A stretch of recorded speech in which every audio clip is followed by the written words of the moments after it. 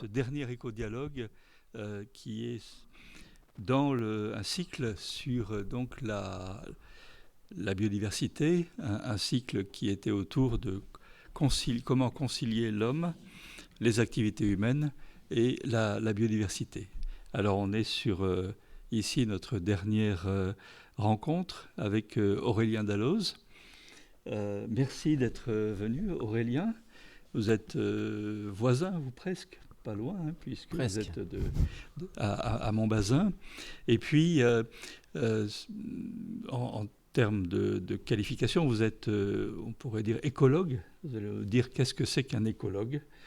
Et en même temps, un chef adjoint, alors je vais le dire précisément, chef adjoint au service usage et gestion de la biodiversité à l'Office français de la biodiversité. Un petit mot, Aurélien, là-dessus, pour préciser un petit peu votre fonction. Et puis en même temps, je vais dire aussi que vous êtes premier adjoint au village de Montbazin, chargé de la transition écologique. Tout à fait. Ça, c'est très, je trouve très, un vrai marqueur d'avoir un premier adjoint qui soit en même temps responsable de la transition écologique. Voilà. Merci en tout cas d'être venu aujourd'hui. Merci Thierry, merci au Festival d'Auto aussi qui m'a invité. Effectivement, donc je suis chef adjoint du service usage et gestion de la biodiversité à l'Office français de la biodiversité, qui est un établissement public de l'État qui préserve la biodiversité et qui est la fusion de deux organismes, on vient de l'évoquer ensemble, l'Agence française de la biodiversité et l'Office national de la chasse et de la faune sauvage. L'OFB, c'est 3000 agents qui sont répartis sur tout le territoire national et qui œuvrent quotidiennement pour la préservation de la biodiversité avec différentes missions. Il y a des missions de police, mettre des PV sur le terrain, lutter contre le braconnage, mais on a aussi des missions de mobilisation de la société, et c'est plutôt dans ma partie, dans ma direction. Ma direction, c'est la direction acteurs et citoyens qui a vocation à mobiliser l'ensemble des composantes de la société à travers différentes actions de développement des compétences, d'engagement des acteurs, des entreprises, des collectivités. Et effectivement, je suis élu depuis maintenant 1 an sur la commune de Montbazin avec plein de projets passionnants l'on initie. Plein de projets dans les cartons, et j'aurai l'occasion de vous les présenter puisque j'aurai une présentation en 2 parties. Une première où on va évoquer ce que c'est que la biodiversité, quel est le niveau de la crise d'érosion de la biodiversité actuelle, les liens avec le changement climatique. Donc ça sera une première partie, et une seconde partie qui concernera finalement les actions que l'on peut mener pour préserver la biodiversité dans un contexte de changement climatique, histoire de positiver un peu les discours, parce que souvent, quand on parle de changement climatique ou de biodiversité, on est souvent sur des chiffres affolants, on va en parler, mais il faut positiver, il y a des choses à faire. Il nous reste assez peu de temps pour agir, et voilà, le but de la présentation, ce sera aussi de vous présenter des actions que l'on peut faire au niveau du territoire, au niveau municipal, et puis des actions qu'on peut faire chez soi. Donc je change de micro.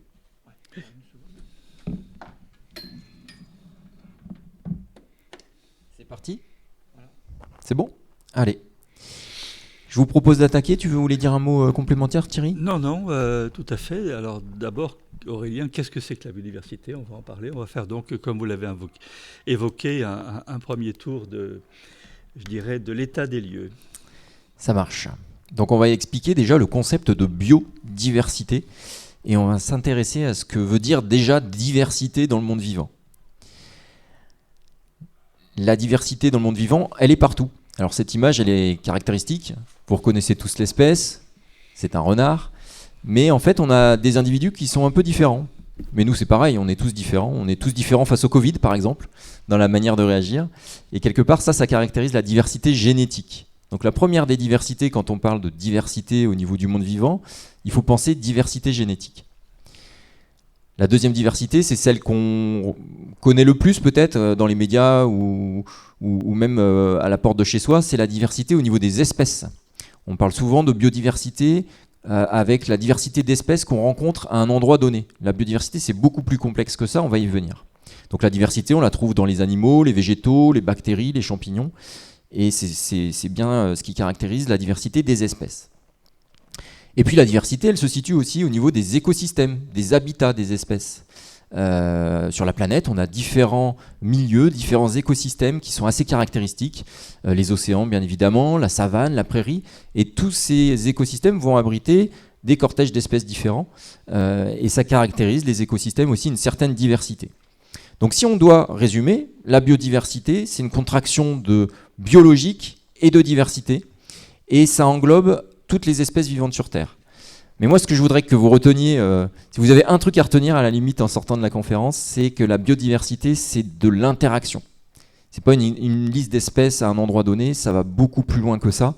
Donc des interactions avec les espèces qui sont présentes dans un écosystème, mais aussi des interactions avec l'habitat, avec ce qui existe sur place. Donc la biodiversité, elle comprend, comme je l'ai dit, la diversité au sein des espèces, entre espèces, et celle des écosystèmes. Et puis ce qui est, je ne sais pas si vous souvenez de ce type de schéma dans nos livres de 6e ou 5e, sur les chaînes trophiques alimentaires, la chaîne alimentaire du vivant. On voit que les vers de terre sont consommés par exemple par la musaraigne, qui va être consommée par une chouette, etc., etc. Et la chouette, quand elle va mourir, elle va nourrir les animaux du sol. Donc la boucle est bouclée, c'est ce qu'on appelle la chaîne trophique. Donc c'est bien pour vous montrer que la biodiversité, c'est de l'interaction, du dynamisme, des relations. Parce que si on enlève un animal là, à un endroit donné, admettons les musaraignes disparaissent, parce qu'on a mis trop d'insecticides ou autre.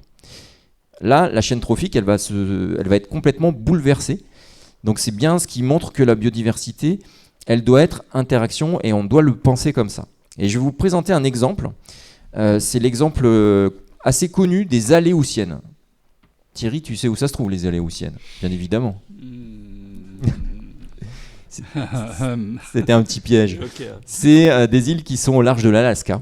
Ah oui. Et dans ces îles, on a constaté que les loutres de mer, les loutres très mignonnes là, qu'on voit sur certaines photos là, qui se mettent sur le dos, qui sont assez sympas à regarder, ces loutres avaient tendance à disparaître. Donc on s'est posé la question, bon alors l'alimentation des loutres, qu'en est-il? Eh bien l'alimentation des loutres, classiquement, ce sont les oursins. Et là on a observé que les oursins se portaient bien, très bien, voire ils pullulaient. Donc les oursins, ils consomment des algues, des plantes sous-marines. Et on a constaté que ces oursins consommaient fortement les forêts de laminaires, donc les forêts, enfin c'est pas des forêts, c'est des forêts sous-marines qui abritent classiquement tout un tas de poissons. Ce sont des lieux de nurserie, de nourricerie pour les bancs de poissons. Donc on s'est dit, bon, bah, ça vient pas de l'alimentation, on constate que les oursins pullulent, on va s'intéresser aux prédateurs des loutres. Et là on s'est rendu compte que les orques prédataient les loutres, alors qu'habituellement les orques, ils consomment plutôt des phoques et d'autres choses. Voilà, on a commencé à s'interroger par rapport aux phoques par exemple, et on s'est rendu compte que les phoques avaient tendance à disparaître. Alors pourquoi ils disparaissaient? Parce qu'il n'y avait plus de poissons. Et pourquoi il n'y avait plus de poissons? Parce qu'il y avait surpêche. Je remonte la boucle. Surpêche, plus de poissons, plus de phoques, l'orque, il a besoin de manger, il consomme les loutres. Le problème, c'est que sans loutres, les oursins pullulent et l'écosystème des laminaires, les forêts de laminaires ont disparu. Du coup, les bancs de poissons ne peuvent pas se renouveler. Donc ça vous montre que la biodiversité, on peut le voir aussi comme un tissu, et quand on enlève une trame, tout se dégrade. Et là, l'exemple des aléoutiennes, il est vraiment classique, il est vraiment caractéristique pour vous montrer que la biodiversité, encore une fois, c'est de l'interaction. La biodiversité, c'est aussi des services. Est-ce que vous connaissez certains services que nous rend la biodiversité? Au moins un. Les moustiques. Merci Luc. Je ne m'attendais pas à ce type de réponse, mais oui, la prolifération des moustiques, mais ce n'est pas vraiment un service. On y reviendra d'ailleurs. Vous mangez matin, midi et soir, à peu près? Moi, c'est mon cas. Donc, effectivement, le premier service qui peut venir à l'esprit, c'est l'alimentation. Mais aussi, vous auriez pu me citer l'oxygène. On respire grâce à la biodiversité. Là aussi, on va y revenir. La biodiversité, elle fournit nos matières premières. Quand on va à Leroy Merlin, qu'on achète du bois, ben, ça vient de la biodiversité. Elle assure aussi une eau de qualité. Avoir des milieux humides, ça permet de lutter certes contre les inondations, mais ça permet aussi d'améliorer la qualité des eaux. Elle régule le climat. Et ça, on va s'attarder tout à l'heure là-dessus, parce que la biodiversité est source de solutions pour lutter contre le changement climatique, et inversement. On va bien faire le parallèle. Elle limite les catastrophes. Avoir des écosystèmes ou des forêts, des arbres, ça va limiter l'érosion, ça va limiter les glissements de terrain. Et puis il y a les gages de bonne santé. Vous savez qu'il y a beaucoup de principes actifs en pharmacologie qui proviennent de la biodiversité. Mais, on va passer au moment un peu négatif de la soirée, la biodiversité elle est victime d'une érosion massive. On parle souvent de la crise climatique. Aujourd'hui, il faut parler de la crise biodiversité au même niveau. Parce que tout est lié, et là aussi, on va avoir l'occasion de le détailler. On a constaté que depuis 200 ans, donc c'est l'ère industrielle, les espèces disparaissent 100 à 1000 fois plus vite que le rythme naturel. Or, j'ai rajouté que tout est interconnecté. C'est ce qu'on a évoqué tout à l'heure avec l'exemple des Aléoutiennes. Depuis la fin du XVIIIe siècle aussi, avec les remembrements, les comblements, on a eu 85% de zones humides qui ont disparu. Et ça, c'est pas rien quand on va parler d'atténuation, d'adaptation au changement climatique. On a 60% des populations de vertébrés qui ont décliné entre 70 et 2014. Donc ça, c'est aussi un chiffre un peu sidérant. Un chiffre qui est paru assez récemment, vous l'avez vu passer dans les médias, parce on voit des chiffres passer toute la journée, régulièrement, et puis en fait, on passe à une info suivante et on s'y attarde jamais. 30% des oiseaux des champs qui disparaissent en France en 15 ans, c'est juste énorme. C'est dramatique. En 15 ans, c'est exponentiel, et on a d'autres chiffres, notamment sur les insectes, où on a 40% des espèces d'insectes qui sont à la base des chaînes alimentaires, qu'on a vu tout à l'heure, qui sont en déclin au niveau mondial. On parle du niveau mondial, mais sur le bassin de Thau, c'est pareil, on voit des espèces qui disparaissent ou qui sont en voie de disparition. La pie-grièche à poitrine rose, par exemple, a disparu du secteur. Elle était présente à Montbazin, elle n'existe plus à Montbazin. Et un certain nombre d'autres espèces qu'on pouvait trouver peut-être plus régulièrement en garrigue, qu'on voit de moins en moins, voire plus du tout. Donc la biodiversité, elle disparaît chez nous aussi. C'est pas que au Costa Rica ou au Brésil, c'est chez nous. Alors vous le savez, on est à l'ère de l'Anthropocène. On vit la 6e extinction qui est due à une seule espèce, qui est due à l'homme. Je ne m'attarde pas dessus, mais c'est juste pour rappeler qu'on est sur une crise majeure d'érosion de la biodiversité et d'extinction. Est-ce que vous connaissez ce sigle ? Non ? Personne ? Alors, il y en a qui ont suivi d'autres conférences qui devraient le savoir. L'IPBES. L'IPBES, c'est la plateforme intergouvernementale scientifique et technique et politique, sur la biodiversité et les services écosystémiques. Vous connaissez le GIEC pour le climat ? C'est la même chose pour la biodiversité. C'est un groupement de scientifiques au niveau international qui est là pour aider à la décision des politiques. Donc l'IPBES et le GIEC produisent d'ailleurs de plus en plus de rapports en commun, parce que les crises d'érosion de la biodiversité et climatique doivent être traitées au même niveau. Peut-être qu'un jour on aura un seul et même regroupement de scientifiques d'ailleurs. Alors pourquoi je vous parle de l'IPBES ? C'est parce que l'IPBES a sorti, je crois en 2019, un rapport qui définit les 5 grandes menaces qui pèsent sur la biodiversité, et on va s'y attarder un petit peu. La première menace identifiée par l'IPBES, c'est le changement d'usage des terres et de la mer. On a par exemple des écosystèmes de forêts, des prairies qui ont été transformés en agriculture intensive. D'ailleurs, 55% de la progression de l'agriculture depuis 80 s'est faite au détriment des forêts qu'on va dire intactes, alors que 28% s'est fait au détriment des forêts secondaires qui sont plutôt des forêts aménagées. Donc on a détruit des écosystèmes intéressants. Les écosystèmes sont aussi dégradés directement, voire détruits par l'artificialisation du territoire. On parle des routes, on parle des constructions, etc. Et en lien avec cette artificialisation du territoire, on a la fragmentation du territoire. La fragmentation du territoire, c'est induit par les routes qui vont couper des espaces naturels ou semi-naturels et qui vont empêcher aux populations d'espèces à l'intérieur de ces patchs d'échanger leurs gènes, etc. C'est le cas du lièvre qui a été étudié en Suisse, où on s'est aperçu que lorsque le milieu de vie du lièvre se réduit, le nombre d'individus par unité de surface diminue. Et quand on arrive à des unités de surface de 30 hectares, il n'y a plus de lièvres. Donc, plus on a des routes, plus on artificialise et qu'on segmente les espaces naturels, plus on a de fragmentation qui va induire la disparition des espèces à un endroit donné. Ce qui menace la biodiversité aussi, c'est l'exploitation directe de certains organismes. La surpêche, on en a parlé avec l'exemple des Aléoutiennes. On a aussi des techniques de pêche qui ont tendance à détruire certains écosystèmes et donc du coup à empêcher la chaîne trophique de se régénérer. On a aussi le braconnage, de la chasse, etc. Certaines chasses qui impactent fortement certaines espèces. Et puis le changement climatique, qui a été identifié comme une des 5 grandes menaces. Le changement climatique qui va avoir tendance à encore plus induire l'érosion de la biodiversité à certains endroits, et on va prendre des exemples aussi tout à l'heure. La pollution de l'eau, de l'air, des sols, qui est induite notamment par les pesticides. On estime qu'il y a plus de 50% des mesures de concentration en insecticides dans le monde qui dépassent les seuils réglementaires. Donc ça, on le sait, c'est documenté. Ça a un impact fort sur le vivant. Même si certains lobbies essayent de nous faire croire le contraire, les pesticides ont un impact non négligeable. Et puis peut-être une thématique qui est un peu moins connue, c'est celle des espèces exotiques envahissantes. Vous en avez déjà entendu parler ? Qu'on appelle aussi les 3 E dans notre jargon, on utilise plein d'acronymes. Les espèces exotiques envahissantes, qui sont des espèces qui sont introduites d'une autre partie du monde et qui vont avoir tendance à proliférer à un endroit donné, et proliférer au détriment de la faune autochtone, de la flore autochtone. Et donc ils vont modifier la chaîne alimentaire locale et les interactions de la biodiversité au niveau local.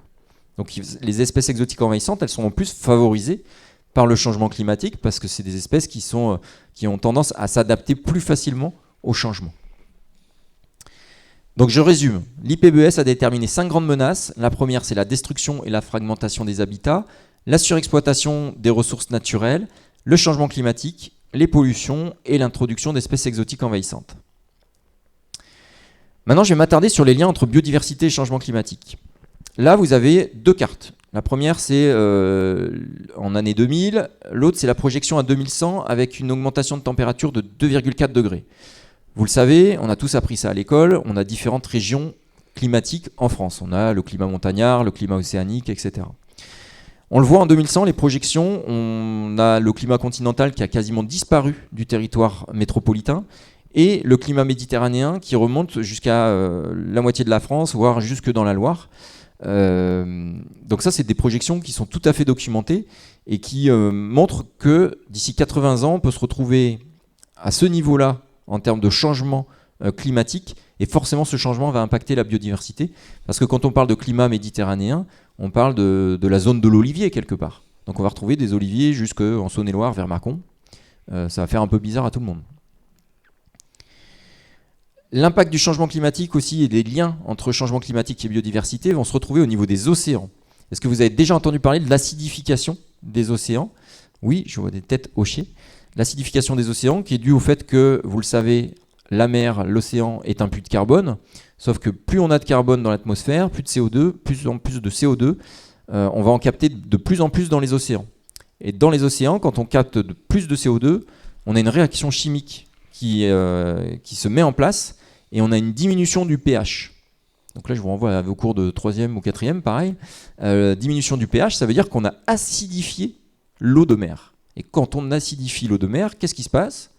Et bien dans le plancton, on a des petits organismes qui se baladent, qui ont une coquille calcaire. Les futurs, les escargots de mer, etc. Et quand on acidifie, vous vous rappelez ces petites manipulations qu'on faisait là ? Quand on met un peu d'acide sur du calcaire, ça fait pchit. Donc les organismes qui se trimballent dans le plancton, ils ont du mal à calcifier, à créer leur coquille. Donc ça va impacter la présence du plancton, on aura moins de plancton, et le plancton sert de nourriture aux poissons, donc moins de poissons, etc., etc. Réaction en chaîne, parce que tout est interaction. L'acidification des océans, on n'en entend pas beaucoup parler dans les médias, mais c'est quelque chose qui est quand même assez majeur dans les 2 crises auxquelles on doit faire face. Et puis l'impact du changement climatique qui se ressent aussi sur les activités humaines. On ne parle pas que de biodiversité. Pour les petites espèces, la flore, la faune, on en fait partie de la biodiversité. Ça, c'est un élément important. Et forcément, les inondations qu'on a vues récemment, par exemple en Allemagne ou en Belgique, c'est des phénomènes météo qu'on ne voyait pas auparavant, et ils auront tendance à se multiplier dans les années à venir, on le sait, et là aussi, c'est déjà documenté depuis quelques années. Les écosystèmes perturbés, ça, on ne va pas s'attarder. On aura des productions agricoles en baisse aussi, bien évidemment. Des moustiques qui vont proliférer, parce que de changement de chaîne alimentaire et puis de rapport prédateur, les moustiques auront tendance à proliférer. Et d'ailleurs, il faudra vivre avec le risque moustique dans les années à venir dans notre région. La montée du niveau des océans, ça paraît évident à tout le monde, mais quand on commence à lutter contre l'érosion du littoral, aujourd'hui, quand on voit les projections à 2100, il faut aussi s'intéresser au recul stratégique des populations pour s'adapter au changement climatique. Voilà pour les activités humaines, je passe rapidement. Alors comment on fait la biodiversité pour s'adapter? C'est plus compliqué pour la flore, mais pour les espèces qui peuvent se déplacer, comme les oiseaux, les papillons, on a une étude qui date déjà un peu, entre 90 et 2010, on a constaté que les oiseaux, en aire de répartition, avaient tendance à monter de 37 km vers le nord, et les papillons de 114 km. Donc ça a encore évolué depuis 10 ans. Une espèce bien connue qui embête beaucoup l'ONF d'ailleurs, c'est la chenille processionnaire du pin. Là aussi, elle a migré vers le nord, c'est très documenté, et on estime ses déplacements de 4 km par an vers le nord, en lien avec le changement climatique. Et puis les espèces végétales vont avoir un peu plus de mal à s'adapter dans le temps. Là, c'est une projection des forêts de hêtres en France actuellement par rapport à 2100. À 2100, la moitié ouest de la France, on n'a plus beaucoup de hêtres. Et les belles forêts de hêtres, on va les retrouver surtout dans les Alpes et plus trop dans le Massif central ou dans les Pyrénées. Donc ça, c'est vraiment un impact majeur sur les écosystèmes avec des changements vraiment profonds. Et comme je le disais tout à l'heure, les fameuses 3E, les espèces exotiques envahissantes, elles vont s'adapter plus facilement à ces changements majeurs. Parce qu'elles viennent de régions du globe peut-être plus chaudes, ou elles ont des stratégies d'adaptation beaucoup plus développées par rapport à nos espèces autochtones. Donc pour résumer, et j'en arrêterai là pour cette première partie, les liens entre changement climatique et biodiversité sont étroits. Ils doivent être aussi mieux mis en avant dans les politiques publiques. On a d'abord l'acidification des océans, la perturbation profonde des écosystèmes et des interactions, des déplacements des espèces animales qui le peuvent, et puis l'expansion des espèces causant des problèmes, donc les espèces exotiques envahissantes. Voilà 4 grandes menaces pour caractériser quelque part les liens entre changement climatique et biodiversité. Bon, on n'est pas sur un tableau très très réjouissant quand même.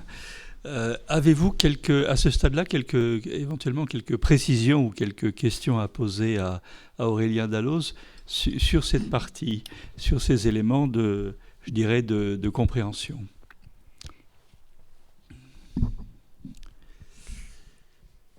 N'hésitez pas si vous avez des questions et si je n'ai pas été assez clair. Est-ce que, Aurélien, quel degré de certitude, d'incertitude on a sur notamment ce qui a été évoqué, les différentes graphiques de déplacement, par exemple, de la végétation, des hêtres, etc. C'est pour quel niveau de changement de température et quelle certitude, est-ce que ça peut être pire éventuellement ? Voilà, oui, c'est ce que j'allais dire. En fait, les projections que je vous ai présentées, c'est du plus 2,4 degrés à l'échelle 2100. Il faudrait détailler étude par étude pour expliquer l'incertitude qu'il peut y avoir derrière, il y en a toujours. En revanche, quand on regarde ce qui se passe sur la fonte des glaces, les projections qu'il y avait il y a 10 ans sont complètement... pardonnez-moi l'expression, mais à la rue par rapport à ce qui se passe réellement aujourd'hui sur le terrain. Donc la complexité de ces notions, que ce soit la biodiversité ou le changement climatique, c'est qu'il y a de nombreux facteurs qui rentrent en jeu. Et c'est difficile à prévoir. Néanmoins, on constate déjà sur le terrain des forêts qui dépérissent par le changement climatique. Et les projections et les modélisations sont faites en fonction des constats qu'on fait aussi à l'heure actuelle.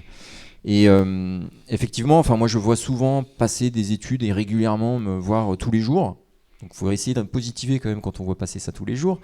Les études confirment de plus en plus les projections qu'on fait. Donc que ce soit pour le changement climatique ou la biodiversité d'ailleurs. Oui. C'est vrai qu'il y a quelques années, il y avait quelques Enfin, il y a un scientifique qui contestait le changement climatique. Aujourd'hui, il y a quand même un consensus au niveau de la communauté scientifique et c'est toute la force des groupements de scientifiques que j'ai évoqués tout à l'heure.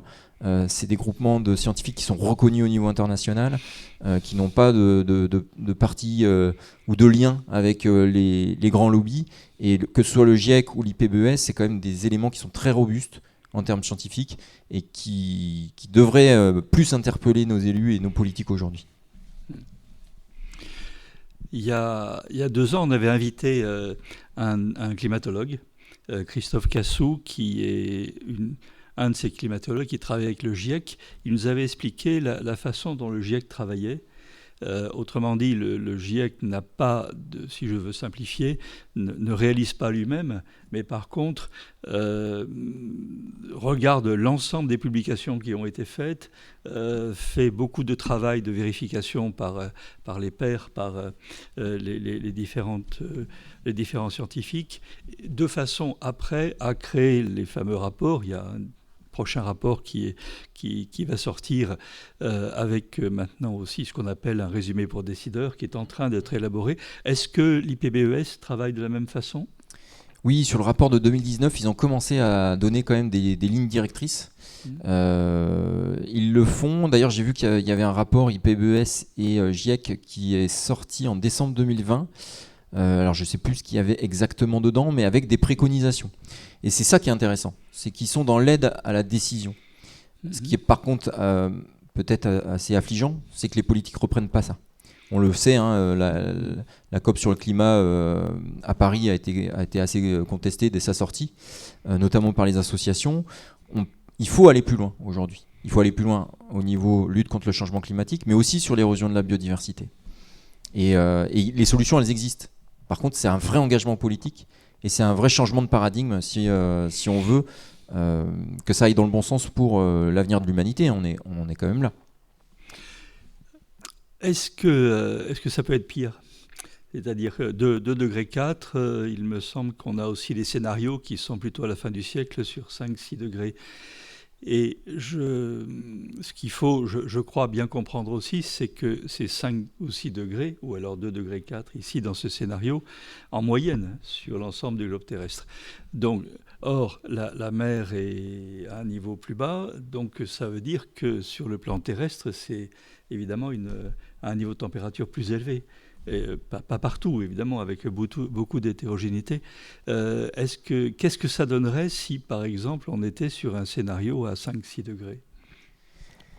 Alors, j'ai pas vu passer d'études avec des scénarios aussi alarmistes. Je pense que ce serait encore plus dommageable pour la biodiversité, il faut être très clair.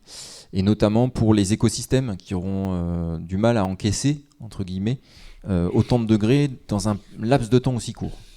Parce que derrière les écosystèmes, c'est la flore qui doit s'adapter. Et la flore, elle aura forcément plus de temps que des espèces animales qui peuvent se déplacer. Après, il y a certains animaux qui ont du mal aussi. Les escargots, on ne peut pas dire qu'ils vont pouvoir se déplacer rapidement. Mais c'est surtout, je pense, au niveau de la flore qu'on aura, si on doit aller sur des scénarios aussi catastrophistes, qui va être fortement impacté. On continue ? Alors, on positive un peu ? Oui, on positive un petit peu. Alors on va, après cette première partie, ce constat, qui est quand même, il faut le dire et le répéter, il est quand même extrêmement généralisé. Il y a plus de doute en quelque sorte sur le dérèglement climatique. En tout cas par rapport, comme vous l'avez indiqué, à des réflexions il y a 10-15 ans.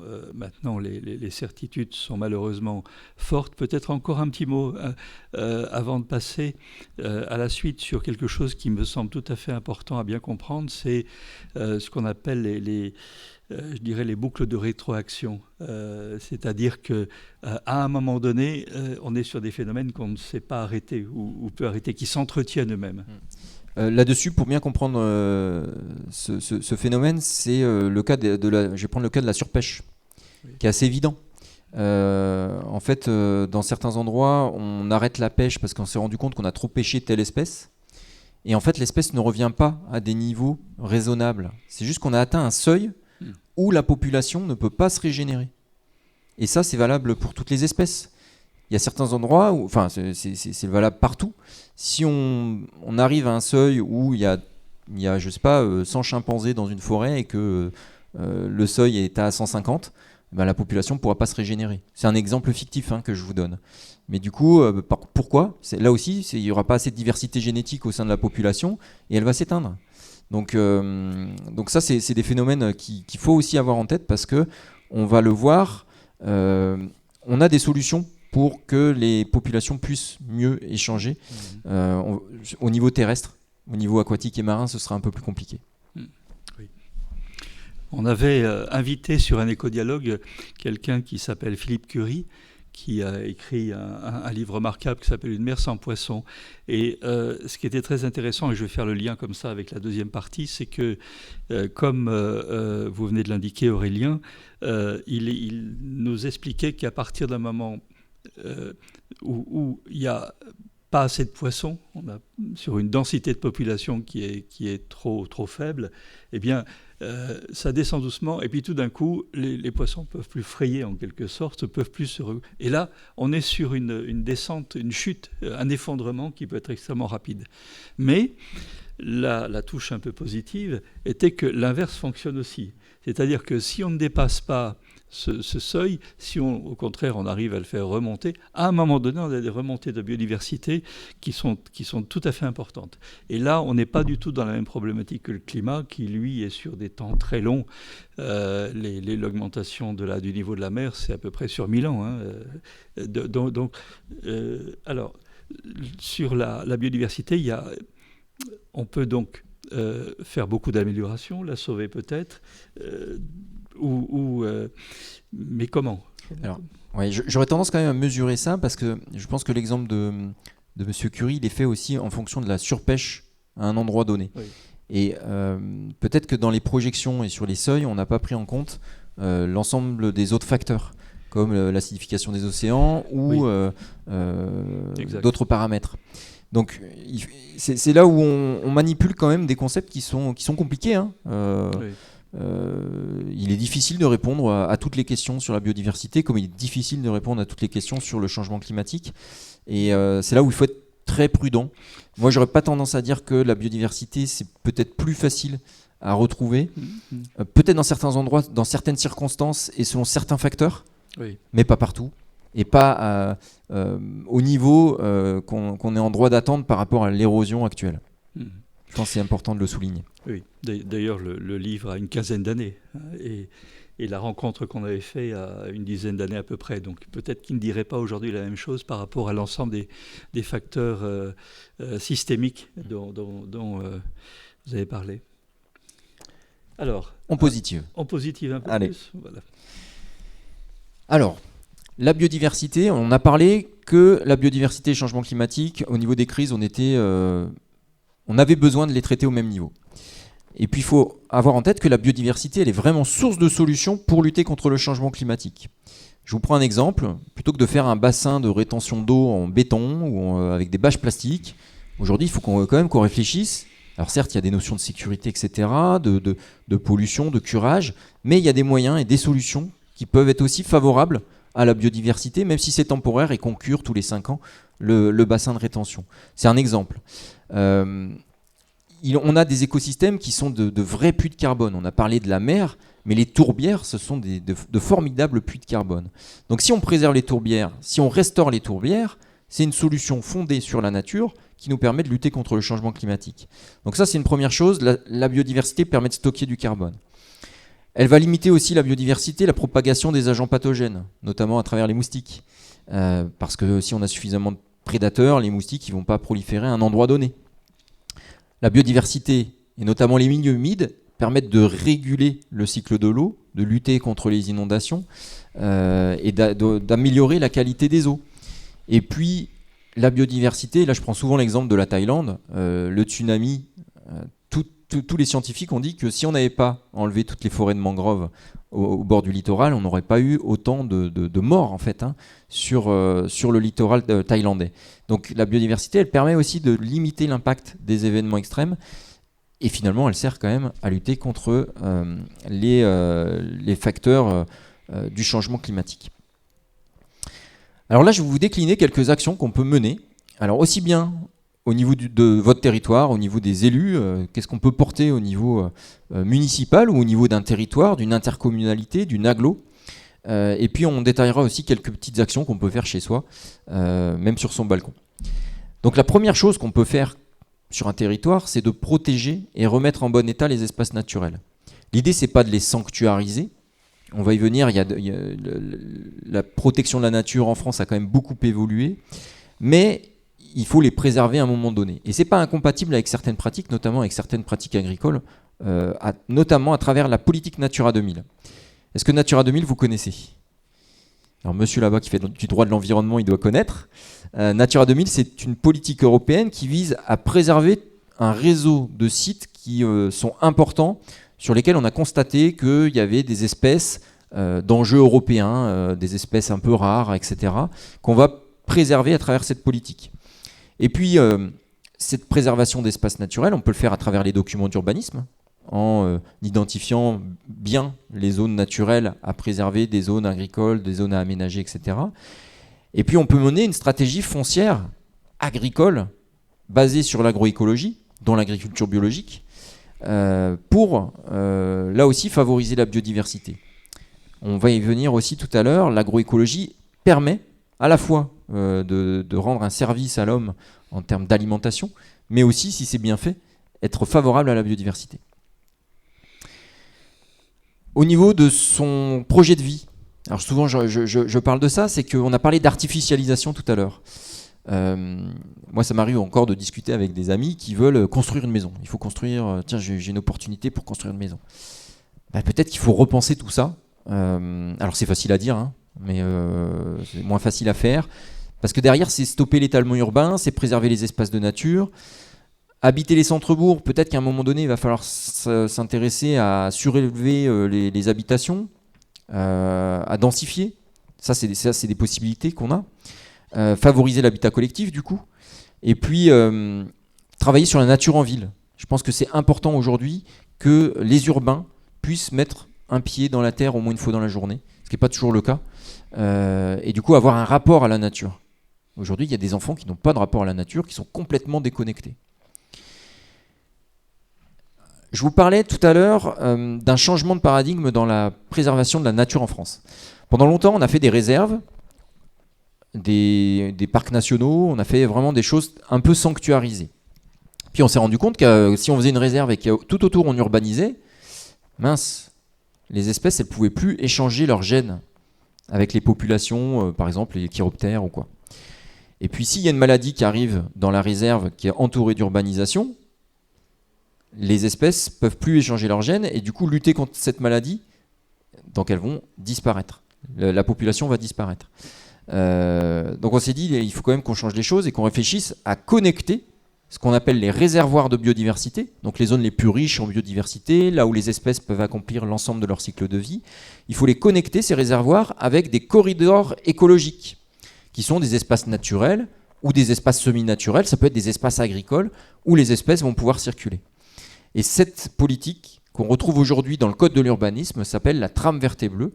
Elle vise à préserver et à remettre en bon état les continuités écologiques. Continuité écologique, c'est égal à réservoir plus corridor. Voilà. Et ça favorise le déplacement des espèces. Ça favorise aussi leur adaptation au changement climatique. On l'a vu tout à l'heure avec les oiseaux et les papillons qui remontaient vers le nord. Ça favorise des échanges génétiques, je l'ai dit. Et ça permet de diminuer la fragmentation des habitats. Voilà. Donc cette politique-là, elle existe, elle est à disposition des élus et elle doit être intégrée dans les documents d'urbanisme. Donc c'est puissant. Avant, quand on faisait un document d'urbanisme, on se posait la question où est-ce que je vais construire ? Aujourd'hui, on se doit de se poser la question avant toute chose, qu'est-ce que je préserve comme espace naturel sur mon territoire avant toute chose ? Et ce qui est intéressant, c'est que c'est une politique qui mixe aménagement du territoire et préservation de la biodiversité. On n'est pas sur une politique en silo, c'est une politique très transversale et qui doit être mieux prise en compte aujourd'hui au niveau des territoires. Et puis chez soi, on peut créer aussi une trame écologique. On peut créer des mares, des mini-zones humides. Moi, j'en ai fait une dans mon jardin, ça fonctionne super. Alors là, mon fils, il est ravi, on voit plein de choses. Et les voisins commencent à faire pareil. C'est rigolo, je leur ai pas dit. Hein. Et quelque part, on crée une petite trame de milieu humide qui va être intéressante notamment pour les amphibiens. On peut planter des haies chez soi aussi, des haies diversifiées avec différentes espèces. On peut créer des passages à faune. Vous pouvez faire des passages à faune dans votre jardin si vous en avez un. Vous savez comment ? Vous créez des ouvertures dans les grillages. C'est pas compliqué. Ou si vous avez des palissades en bois, vous pouvez faire une petite encoche. Et là, ce sera super pour le hérisson qui pourra se balader de jardin en jardin, venir consommer les limaces ou les escargots qui vous embêtent dans votre potager. C'est super. Et ça coûte rien du tout. Vous pouvez aussi laisser des tas de bois ou des tas de pierres qui vont servir aux reptiles, aux amphibiens pour se cacher. Et ça, de jardin en jardin, quelque part, on crée, même en ville, on peut créer une petite trame urbaine pour la petite faune. Une autre action qu'on peut mener dans une commune ou une agglo, c'est la gestion différenciée des espaces verts. Est-ce que vous en avez entendu parler ? Donc les Montbazinois n'ont pas d'excuses, puisqu'à Montbazin, on a initié cette démarche qui consiste à identifier les différents espaces verts qui sont utilisés par la population et à les gérer différemment, d'où le terme gestion différenciée. C'est-à-dire que les espaces patrimoniaux, où il y a du patrimoine historique, où il y a de la fréquentation, on va passer plus souvent. Et puis sur les espaces où il y a moins de fréquentation, des grands espaces, on va pouvoir laisser pousser la flore. On va laisser quelques patchs enherbés pour permettre aux pollinisateurs de s'exprimer aussi. Parce qu'il n'y a rien de pire que tondre à ras, notamment quand on parle d'adaptation au changement climatique. Entre l'image de gauche qu'on peut avoir en été sur certains espaces et l'image de droite où on a de la fraîcheur, quand on laisse pousser l'herbe, forcément on a un peu plus de fraîcheur au sol. Donc ça, c'est aussi une mesure qui permet quelque part de lutter contre le changement climatique. Et la gestion différenciée, elle doit aussi se faire de manière intégrée, avec une vision intégrée des enjeux. Pourquoi je vous parle de ça ? Parce qu'on voit encore trop souvent, dernièrement je suis allé à Montpellier, des nouveaux espaces verts qui sont créés avec du paillage minéral. Alors c'est sympa le paillage minéral, hein. C'est visuellement super, ça permet de moins passer à la débroussailleuse, etc. Sauf que le paillage minéral, quand vous passez la main dessus, vous gagnez 5-6 degrés. Parce que Et bien sûr, en général, il y a des bureaux avec des baies vitrées juste à côté et on met la climatisation. Donc c'est tout ça pour vous dire qu'il faut penser biodiversité et changement climatique partout et que le paillage minéral, il faut l'éviter, notamment dans nos régions. Et puis, quand on met du géotextile en plastique, c'est même pas du géotextile, mais quand on met du paillage en plastique pour éviter les adventices, les herbes non désirées, en fait, on ne lutte pas contre le changement climatique en faisant ça. On fait appel à du plastique qui vient de l'autre bout de la planète, qui est produit en Chine notamment. C'est pareil, les géotextiles coco. On peut se dire c'est une bonne idée ça, c'est à peu près naturel. Sauf que les géotextiles coco, pareil, ça vient d'Asie, c'est traité au bromure de méthyle, qui est un gaz fortement émetteur de gaz à effet de serre, et qui va... en fait, c'est traité au bromure de méthyle pour être mis dans les boîtes sur les bateaux. Voilà, vous voyez l'impact du géotextile coco qui nous paraît être en première intention une bonne idée. Eh bien, il y a des géotextiles aujourd'hui en lin, en chanvre qui sont produits en France. Donc à Montbazin, c'est simple, soit on fonctionne avec ces géotextiles-là, soit on fait appel à du broyat, c'est-à-dire que la première chose qu'on a acheté à la mairie, c'est un broyeur. Broyeur qui nous permet de pailler les haies ou les espaces verts avec de l'organique, et ce broyeur il permet de limiter les déplacements en déchetterie. Donc quelque part, on favorise la biodiversité avec notre plan de gestion différencié, mais on lutte aussi contre le changement climatique par des actions simples. Mais voilà, faut penser à tout ça. C'est pas forcément simple tous les jours, hein. Il y a des choses où on se dit ah mince, on n'a pas pensé à ça. Mais voilà, ça fait partie des réflexions qu'on a. Mais chez soi, c'est pareil. On peut laisser pousser de l'herbe. Moi, depuis 4-5 ans dans mon jardin, je fais de la gestion différenciée. Et au début, on a souvent des graminées, donc c'est vrai que c'est pas super, c'est pas joli. Aujourd'hui, mon jardin, donc là, ça commence à être sec, hein, on commence à être au milieu de l'été, mais il y a encore 3 semaines, mon jardin, il était violet, il était jaune, il était bleu, parce que la flore locale a pris le dessus. J'ai une banque de graines dans le sol qui est plus importante, et c'est vraiment sympathique. Donc il faut conserver des zones sauvages chez soi. Là, habituellement, je fauchais peut-être un peu plus tôt dans l'été. Là, j'ai encore pas fauché. Et j'ai des bandes de chardonnerets qui se baladent dans le jardin à manger les graines des plantes que j'ai laissées. Donc c'est des choses toutes simples qu'on peut faire à la maison. Et puis on peut aussi maintenir du bois mort sur pied pour tout un cortège d'espèces, notamment les insectes qui se régalent des bois morts. Quelque chose de très simple à faire quand on est élu, c'est la végétalisation. Planter des arbres, même quelqu'un qui n'est pas favorable à agir pour la biodiversité, l'arbre, quelque part, reste ancré dans notre société comme quelque chose de positif.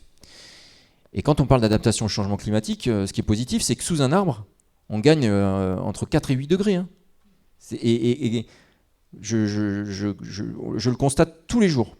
Les gens, en été, chez nous, ils se mettent sous les arbres quand ils se réunissent dans la rue. C'est pas pour rien que les anciens, les places du village, ils faisaient monter des arbres de Auger, des tilleuls, des platanes, que c'était très ombragé. Aujourd'hui, on a un peu oublié ça. Il faut relancer des campagnes de végétalisation parce que c'est assez facile au niveau politique, mais ça permet aussi de mieux s'adapter au changement climatique. À Montbazin, on a une place qui a été faite il n'y a pas très longtemps, qui s'appelle la place du jardin public, et on constate qu'elle est chaude, elle est très chaude. Donc il faut qu'on réfléchisse à planter des arbres de Auger, donc des arbres qui montent très haut, pour qu'on puisse aussi créer derrière, se réunir sous un arbre, c'est aussi du lien social. Enfin, il faut penser à tout, quoi. C'est vraiment important. Quand on plante, quelque chose d'important, c'est qu'il faut aussi penser à planter d'origine locale. C'est-à-dire qu'il ne faut pas planter forcément un arbre qui vient d'une jardinerie et qui n'est pas adapté à notre climat. Il faut planter des espèces d'origine locale. Donc idéalement avec des graines qui sont collectées au niveau du territoire, parce que derrière c'est des plantes qui sont mieux adaptées et dont les insectes qui dépendent vont aussi mieux s'adapter. Les pollinisateurs, il faut qu'ils soient en interaction avec de la lavande d'ici et pas de la lavande qui a été produite dans des serres en Pologne, parce qu'on n'aura pas la même floraison au même moment. Donc les espèces de chez nous, elles vont sortir à un moment donné, etc. Il faut que ce soit en adéquation. Et les espèces, enfin nous à Montbazin par exemple, on a depuis longtemps d'ailleurs que des jardins de type méditerranéen, donc on n'arrose pas. Voilà, on n'arrose pas puisque c'est de la végétation méditerranéenne. On arrose un petit peu au départ pour booster, mais après on s'en occupe plus. Donc on parle de végétalisation, on peut aussi parler de désartificialisation. Derrière désartificialisation, ça veut dire qu'on va enlever le béton et à minima désimperméabiliser les zones, et puis autant que faire se peut, recréer des zones végétalisées. On a un projet à Montbazin qui consiste à désartificialiser notre cour d'école, qui est très chaude, qui est très grande, donc très chaud, très grand. Ça fait quand même un complexe scolaire qui est très chaud, et on va travailler sur désartificialiser une grande partie de cette cour d'école, à la végétaliser. On va aussi récupérer les eaux de pluie, enfin on va déconnecter tout l'ensemble du complexe scolaire au niveau des eaux de pluie qui vont réalimenter la végétalisation. Donc ça c'est des choses qui sont possibles, on commence à le voir, les végétalisations de cours d'école, et là aussi c'est aussi de l'adaptation au changement climatique. Ce qu'on fait aussi à Montbazin, c'est donner des autorisations de verdissement aux gens pour leur façade. Ça aussi ça fonctionne très bien. L'idée c'est de permettre à quelqu'un d'avoir une plante qui grimpe sur sa façade. Donc c'est même la mairie qui prend en charge la trouée dans la voirie, qui va apporter la terre végétale et qui finance le plan plus la treille. Donc les habitants c'est tout bénef, et on a des super retours. Ça permet aussi là aussi de changer, de mieux s'adapter par rapport au changement climatique. Et puis c'est sympa d'avoir des fleurs dans le village. Enfin voilà, c'est vraiment des trucs. Planter du jasmin quand vous passez dans les rues, c'est quand même plus sympa que le pipi du chat du coin. Donc voilà, la végétalisation, quelque chose d'évident, mais à renforcer, notamment sur nos territoires dans le sud de la France. Comment agir chez soi ? Il faut bannir les gazons synthétiques. Je vois encore trop de gazons synthétiques partout, mais en fait, on va à l'encontre de ce qu'il faut faire pour lutter contre le changement climatique. Je vous parlais de paillage minéral tout à l'heure, je ne vais pas y revenir. Et puis favoriser les espèces mellifères et les espaces mellifères, notamment quand on fait de la gestion différenciée. Alors je vais faire un petit zoom sur les pollinisateurs, parce qu'eux aussi, ils sont impactés par les changements globaux. Et notamment ce papillon que l'on rencontre pas trop chez nous, normal, c'est un papillon qui est plutôt montagnard, qui s'appelle l'Apollon. Et ce papillon, auparavant, on le trouvait au Kellar, donc pas très loin. Maintenant, il faut plutôt monter dans le Massif central plus au nord, pour le rencontrer. Petit focus sur les abeilles. Est-ce que vous savez combien il y a d'abeilles domestiques en France? Il n'y a pas de question piège, hein, c'est pas grave. On peut se tromper. Des idées? Allez, qui c'est qui se lance? Une dizaine? Il n'y en a qu'une. Il n'y en a qu'une espèce d'abeille domestique. Le reste, c'est des sous-espèces, c'est des variétés. Tout ça pour dire qu'on parle bien d'abeilles domestiques. On ne parle pas d'une abeille qui est... on parle plutôt d'une abeille qui est élevée. Et l'apiculture, alors moi je dis souvent, j'adore le miel. J'insiste à chaque fois que je parle de ça. J'adore le miel, j'en achète, je trouve ça super. En plus, c'est bon pour la santé. En revanche, attention, quand on parle d'abeilles domestiques, souvent dans les médias, on dit que quand on installe une ruche, on favorise la biodiversité. C'est pas tout à fait vrai. C'est pas tout à fait vrai. Tout simplement parce que vous savez combien il y a d'espèces d'abeilles sauvages en France? 20? Il y en a 1000. Il y a 1000 espèces d'abeilles sauvages en France. Donc ces abeilles sauvages, elles ne sont pas favorisées quand il y a des abeilles domestiques sur un territoire. Il y a de la pression. Donc il y a des ruches, c'est 60, 70 000 insectes.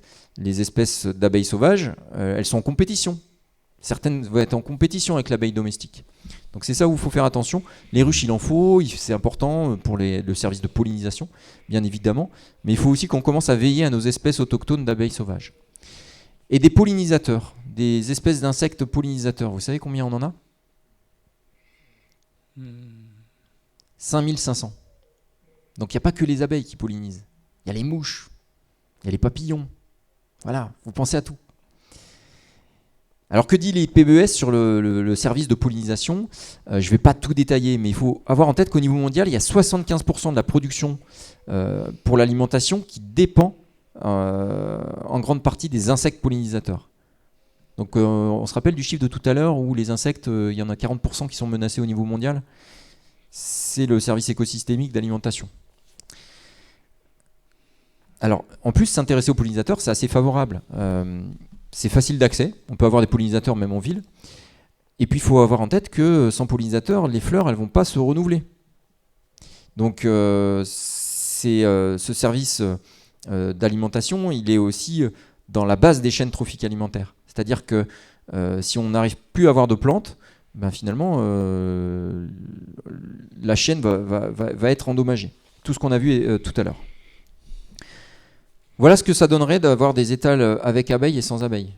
Donc là, c'est que sur les abeilles, mais ça vous donne une idée. On a plus de 80% des espèces de plantes à fleurs sauvages qui dépendent de l'activité pollinisatrice et 70% des espèces cultivées en Europe. Donc c'est majeur. La pollinisation, elle est majeure. On n'en entend pas assez parler. Et puis voilà, par rapport à ce que je vous disais sur l'intérêt de la pollinisation, en fonction des pollinisateurs. On voit que l'abeille mellifère, elle est intéressante à moitié pour la fraise. Mais tout le reste, c'est des parts qui sont pollinisées par d'autres espèces d'insectes. Les fèves, par exemple, c'est plutôt des bourdons. La pomme, la part de l'abeille mellifère, elle est quand même assez réduite, même pas un quart. Et puis le colza, c'est surtout d'autres insectes que les abeilles, les bourdons et les mouches qui vont le polliniser. Donc on le voit, il faut qu'on préserve nos pollinisateurs, pas que les abeilles. Vous avez tous vu passer cette étude allemande assez sidérante, je suis désolé, je reviens sur un petit truc négatif, qui disait que dans certaines aires protégées en Allemagne, on avait une biomasse d'insectes, donc le poids des insectes qui a été collecté, qui avait diminué de 80% en 30 ans. C'est énorme. Et pour se réfléchir à ça, on peut aussi se rappeler, dans les années 80, on avait, quand on prenait la voiture, il fallait quand même gratter le pare-brise assez régulièrement. Aujourd'hui, ça n'existe plus. Vous pouvez faire Montpellier-Brest, vous n'avez pas besoin de vous arrêter pour nettoyer le pare-brise. C'est caractéristique. Donc, on a aussi des interactions plantes-pollinisateurs qui ne se font plus. Est-ce que vous connaissez les ophrys? Les ophrys, c'est ces petites fleurs là qu'on rencontre en garrigue qui sont magnifiques, qui ressemblent à des bourdons. C'est leur stratégie. Des bourdons ou des abeilles d'ailleurs, pour les attirer, pour être fécondés. Du coup, les interactions plantes-pollinisateurs se font moins. Et dans certains endroits, on commence à avoir du mal à trouver du miel toute fleur. Donc ça aussi, c'est caractéristique. Parce que les fleurs, quand on va s'y intéresser un peu plus sérieusement, on va se rendre compte qu'on n'a plus les mêmes répartitions, etc., en lien avec la pollinisation. Pourtant, agir pour les pollinisateurs, c'est facile. Je parlais de gestion différenciée des espaces verts tout à l'heure. Ça en fait partie. On peut agir de ce point de vue-là. On peut agir sur les milieux agricoles en faisant appel à de l'agroécologie ou dans la préservation des espaces naturels. Alors, quelles actions on peut préconiser, notamment sur l'agroécologie ? On peut créer et recréer des haies. Dans les haies, on va avoir tout un tas d'auxiliaires de culture, donc des insectes, qui vont permettre de lutter plus efficacement, sans chimie, vis-à-vis des prédateurs des cultures. Il faut aussi réfléchir à diversifier les cultures, ne pas avoir des hectares et des hectares de blé comme on peut rencontrer par exemple dans la Beauce, et avoir des mosaïques dans le paysage qui vont être plus favorables à la diversité. On parlait de diversité en introduction, on est vraiment là-dedans. Supprimer les intrants chimiques bien évidemment, et puis avoir du travail sur le sol qui va mieux respecter les organismes du sol, les micro-organismes. Et derrière, quand on favorise l'agroécologie, on favorise aussi le stockage du carbone, à travers les haies, etc. Et puis chez soi, on peut bien consommer. Alors je ne vous demande pas de consommer du vin, ce n'est pas l'idée de la présentation. C'est encore que. Mais consommer local et bio, bien évidemment, ça va avoir un impact sur notre environnement et sur notre biodiversité. Là, c'est des espèces locales. La chouette chevêche qui est favorisée par la viticulture, la huppe faciée qui aime bien aussi traîner dans les oliveraies, le vautour, si on ne mangeait pas de roquefort et d'agneau, il ne se porterait pas aussi bien, notamment pas très loin d'ici, sur le Larzac.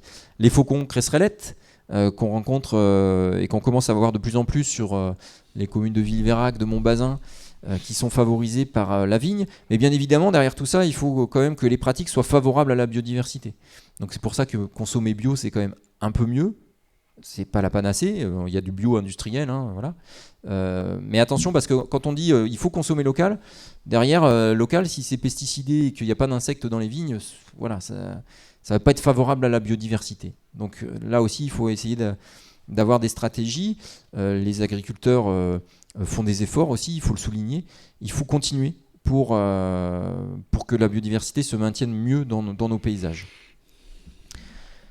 Une thématique qui est caractéristique des liens entre biodiversité et changement climatique, c'est la pollution lumineuse. La pollution lumineuse, vous le voyez là, vous avez des projections, c'est pas des projections d'ailleurs, c'est la réalité de 92 et 2010 en Europe sur la pollution lumineuse. On voit qu'en une vingtaine d'années, on a une pollution lumineuse qui est exponentielle. Et la pollution lumineuse, on parlait de trame verte et bleue tout à l'heure. On parle aussi de trame noire, parce qu'on s'intéresse souvent à la biodiversité diurne, mais la biodiversité nocturne, elle est aussi impactée par la fragmentation. Donc la lumière, c'est aussi une sorte de fragmentation. Donc les populations d'insectes nocturnes, de chauves-souris, sont encore une fois impactées par la lumière, avec des effets sur les populations, des effets biologiques sur les hormones, des effets comportementaux, et puis l'effet, encore une fois, barrière de la pollution lumineuse. Donc pour ça, on peut éteindre. Il y a pas mal de communes dans le coin qui commencent à éteindre. Il y a Mirval qui a initié quelque chose, il y a Villeveyrac, bien évidemment il y a Montbazin qui va s'y mettre dans pas longtemps. On a fait un sondage au sein de la population pour savoir quand est-ce qu'on pouvait éteindre et avoir l'avis des citoyens. Parce que éteindre, derrière, c'est limiter la fragmentation nocturne. Et c'est aussi des économies. Donc ça, c'est aussi intéressant quand on est élu. On cherche toute piste d'économie. Et puis, avoir un village allumé à 3h du matin, ça ne sert à rien. Je veux dire, ça ne sert à rien. À part peut-être une personne qui va rentrer chez elle, mais maintenant, on a quand même quasiment tous nos smartphones. Et puis, il faut penser global. Il y a aussi d'autres mesures qu'on peut faire. Au-delà de l'extinction, c'est sur les lampadaires, changer les technologies. Passer sur des technologies LED. Mais attention, il peut y avoir des fausses bonnes idées. Parce que les LED, quand elles sont à des températures, on parle de Kelvin, de température en Kelvin sur l'éclairage, quand elles sont à 3000 Kelvin, c'est nocif pour la biodiversité nocturne. Donc on se dit, on a eu une super idée pour le changement climatique, on va réduire on va favoriser les économies d'énergie, mais ça impacte la biodiversité. Donc on essaye d'avoir une vision globale des enjeux, et là on se dit, il faut mieux avoir des LED ambrés. c'est légèrement orangé, ça tourne autour des 2000 Kelvin, et ça permet d'être plus favorable à la biodiversité. Et ce qui est intéressant, les LED, c'est qu'on peut les piloter, on peut les éteindre plus facilement, etc. Donc voilà, il faut vraiment penser à tout. Et c'est jamais facile. Hein. Là, je vous fais part de retours d'expérience qu'on a de communes. Les LED, même pour chez vous, hein, privilégiez le blanc chaud sur les LED. Parce qu'on se rend compte que ça a aussi un impact sur la santé humaine. Donc le LED blanc chaud, retenez ça. Alors bien sûr, chez soi, on peut modérer sa consommation d'énergie et produire sa propre électricité. C'est une solution. Je ne m'y attarde pas. Les espèces exotiques envahissantes, on en a parlé tout à l'heure. On a des espèces de flore qui sont très présentes chez nous. On a l'herbe de la pampa, parce qu'à un moment donné, on a trouvé que c'était une bonne idée de les mettre sur tous les ronds-points. L'herbe de la pampa, c'est ce que vous voyez sur la photo. L'herbe de la pampa, aujourd'hui, quand vous allez en Espagne sur l'autoroute, vous en voyez partout dans les espaces naturels. Et ça, à enlever, c'est très compliqué. Et ça prend la place des espèces de flore locales. Donc on peut mettre en place des chantiers à l'échelle des communes pour mieux les gérer. Ou on a des figuiers de Barbarie qui envahissent la garrigue des fois. Figuier de Barbarie, c'est une calamité. Ça prend la place de toutes les autres espèces et derrière, il n'y a plus rien. C'est-à-dire qu'on n'a plus les reptiles qui étaient présents à un endroit donné, par exemple. Chez soi, on peut choisir des plantes qui sont plutôt locales, peu gourmandes en eau. On l'a évoqué tout à l'heure avec les jardins méditerranéens. On peut créer des aménagements pour la faune. Alors là aussi, on commence à se dire qu'il y a une fausse bonne idée sur les hôtels à insectes. Alors je vous dis ça, j'ai un hôtel à insectes dans mon jardin. Et puis un jour, je suis tombé sur une espèce.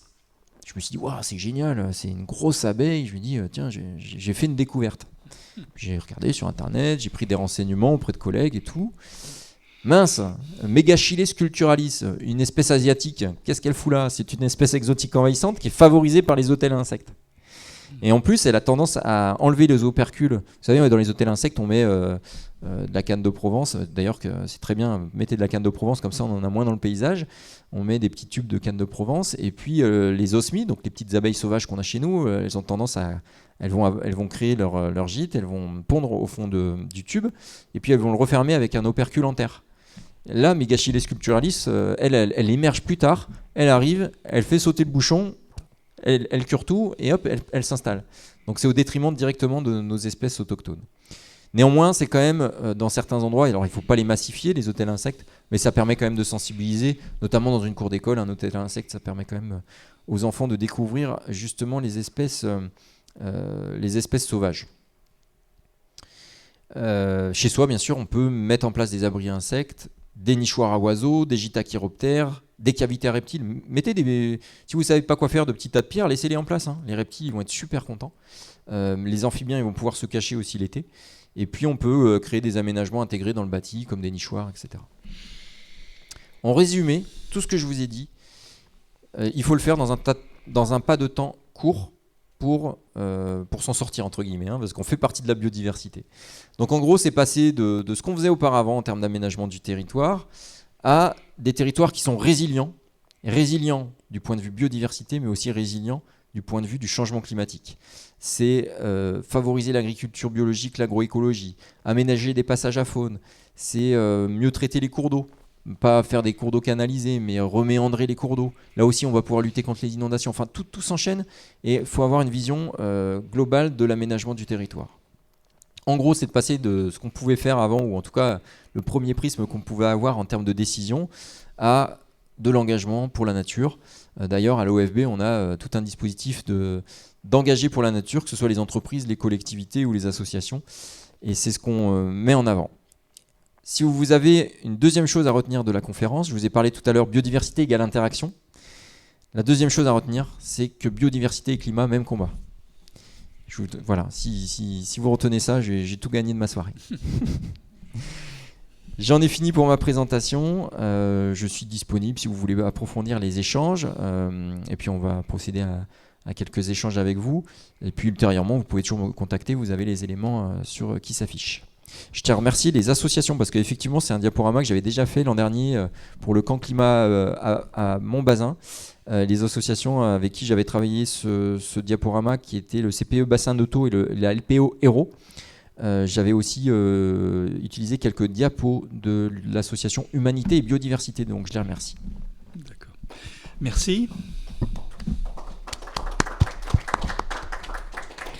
Merci beaucoup Aurélien de l'ensemble de cette présentation et de ces perspectives. Comment associer les citoyens, puisque là je parle à l'élu. Comment les associer? Est-ce qu'on a affaire à des réfractaires? Est-ce que vous arrivez et vous dites, bon, la pelouse classique, bien verte, etc., c'est pas tout à fait formidable en termes de biodiversité, donc il faut faire quelque chose, ou tout au moins ne rien faire, c'est peut-être encore mieux. Voilà. Comment les gens réagissent et comment finalement aider à une sorte de passage à l'acte? Alors déjà, quand on mène une action, il faut l'expliquer.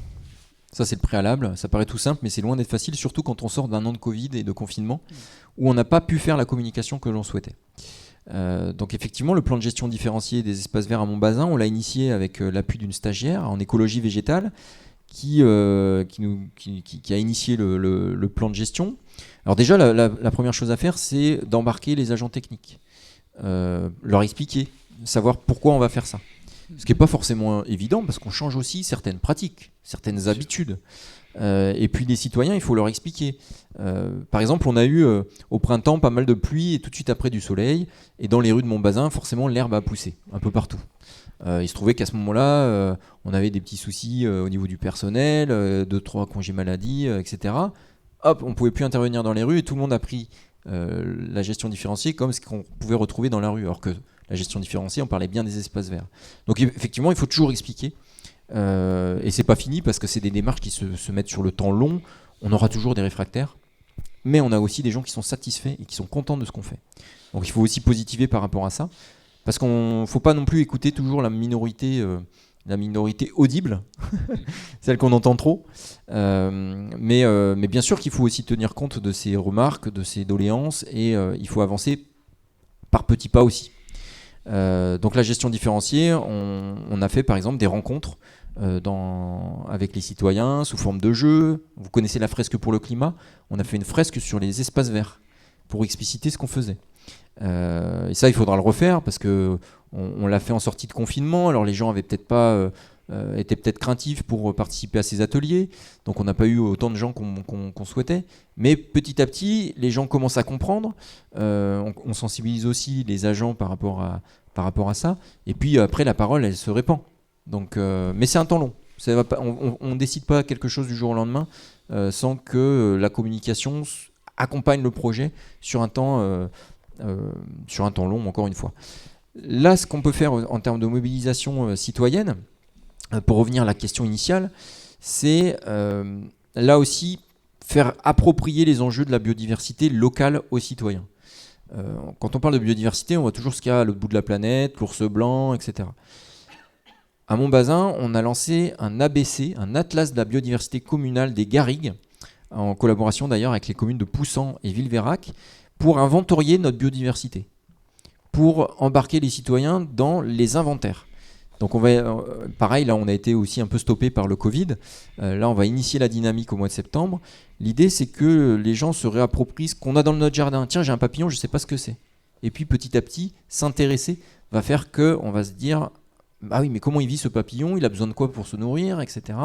Et derrière l'ABC, ce dispositif d'ailleurs qui est initié par l'OFB, on a des inventaires professionnels, des inventaires participatifs avec les citoyens, des sorties nature, des conférences, etc. Donc tout un dispositif pour mobiliser autour de ça. Et c'est pas faire des inventaires pour faire des inventaires ou se faire plaisir avec des sorties nature. À la fin de l'ABC, on a un rapport qui est remis aux élus et qui va identifier les zones à enjeu pour préserver la biodiversité sur notre territoire. À Montbazin, en parallèle, on a lancé la révision de notre PLU pour justement caler ce qui va ressortir de l'Atlas de la biodiversité communale avec ce qu'on va identifier et mieux identifier dans le plan local d'urbanisme. Donc la mobilisation citoyenne sert aussi les politiques qu'on va mener ultérieurement. D'accord. Merci. Avez-vous une question ou deux à poser Oui. Oui. Attendez, voilà, allez-y.